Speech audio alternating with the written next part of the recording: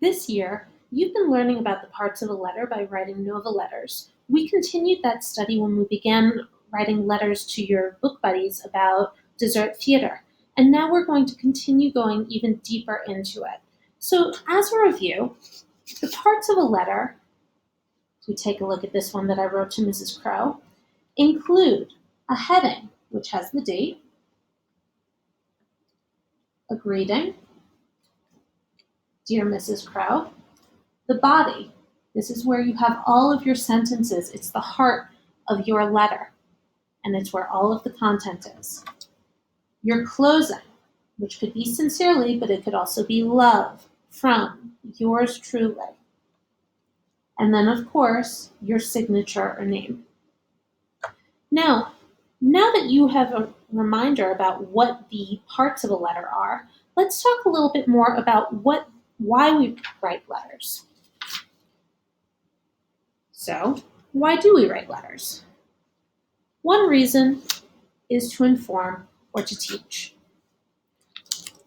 Another is to persuade, making somebody agree with you. Remember those opinion books that you wrote? They're going to come in handy. To inquire, which means to ask questions about a topic. To be friendly. Sometimes it's nice to just say hello and see how someone's doing. And to thank.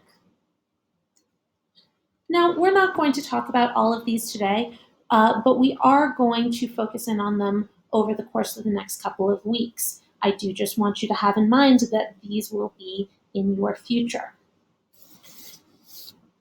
So, moving into the next part of this lesson, most of you have already read The Giant Hug, but if you didn't, hit the pause button on this video and read the book on first grade's e-learning's writing page.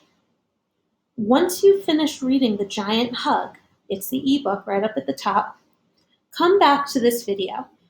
Make sure you're thinking about why Owen wrote a letter to his granny. For those of you who have already read the book, let's keep going. Today, you're going to choose someone you care about. For my letter, I had chosen Mrs. Crow. You're going to write a letter to that person you care about. Make sure you include the heading, your greeting, a body, a closing, and a signature. Let me just read you this one so that you can get some ideas. I want you to notice, in my letter, I talk about myself, in the body, and I ask Mrs. Crow questions. These are two strategies that you can try yourself.